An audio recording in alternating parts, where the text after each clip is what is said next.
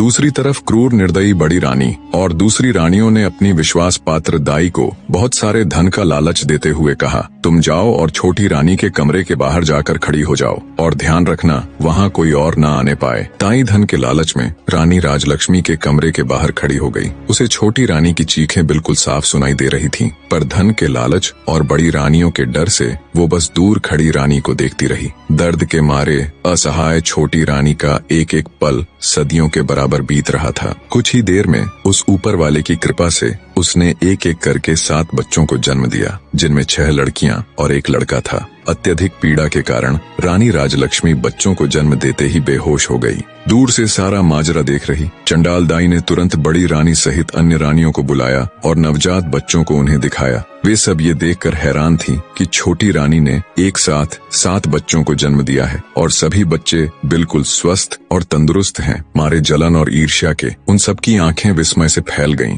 वे सब अपनी किस्मत को धिक्कार रही थीं कि कहां हम में से किसी को भी एक बच्चा तक नहीं है और इस गांव की गंवार को एक साथ 7 बच्चे हो गए और वो भी बिल्कुल स्वस्थ। पर कोई बात नहीं, जो हमें नहीं मिल सका वो हम इस गंवार को भी हासिल नहीं होने देंगी। क्रोध और ईर्ष्या में अंधी हो चुकी बड़ी रानी ने दाई को आदेश दिया, तुम तुरंत जाओ और कुछ ईंट पत्थर के टुकड़ों को लाकर बेसुध छोटी रानी के पास रख दो। रानी का आदेश मिलते ही दाई तुरंत कुछ ईंट और पत्थर के टुकड़े ले आई और उन्हें छोटी रानी के पास रख दिया। फिर बड़ी रानी ने बेरहमी से दाई को आदेश दिया कि अब इन नवजात बच्चों को जंगल में ले जाओ और इन्हें मारकर जमीन में दफन कर देना। इसके बदले हम तुम्हें इतना धन देंगे कि तुम्हारी 7 पुश्तें बैठकर खाएंगी। धन के लालच में अंधी दुराचारी दाई खुश होते हुए उन बच्चों को लेकर वहाँ से चली गई। उसके जाने के बाद रानियों ने वहाँ से सभी निशान साफ करके ईंट पत्थरों को छोटी रानी के पास रख दिया और सभी अपने कमरे में चली गई। थोड़ी देर में दाई जंगल से लौटकर रानियों के पास आ गई। तब बड़ी रानी ने पूछा, क्या तुमने बच्चों को दफन कर दिया था?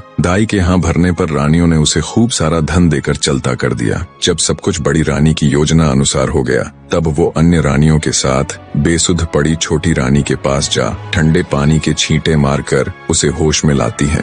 होश में आते ही छोटी रानी ने पूछा, मेरा बच्चा कहाँ है? मेरा बच्चा कहाँ है? मुझे क्या संतान हुई, लड़का या लड़की? पास पड़े ईंट और पत्थरों की ओर इशारा करते हुए बड़ी रानी बोली, ये देखो, तुमने इन ईंट और पत्थरों को जन्म दिया है। ये सुनते ही छोटी रानी एकदम से आश्चर्य के साथ सन्न रह गई और बोली, ऐसा कैसे हो सकता है कि मैंने ईंट और पत्थरों को जन्म दिया है? नहीं, ये नहीं हो सकता। मैं ये मान ही नहीं सकती कि मुझे बच्चे की जगह ये ईंट और पत्थर हुए हैं। एक औरत के गर्भ से क्या कभी किसी पत्थर को जन्म लेते देखा है? बच्चा तो अवश्य हुआ होगा। इतना कह रानी राजलक्ष्मी रोते हुए बड़ी रानी से बोली, दीदी, कह दो कि ये झूठ है, कह दो कि ये एक मजाक है, कह दो कि आप सब ने मुझसे झूठ कहा है। मेरे बच्चे कहाँ हैं? मुझे अब जल्दी से उनसे मिलवा दो। अब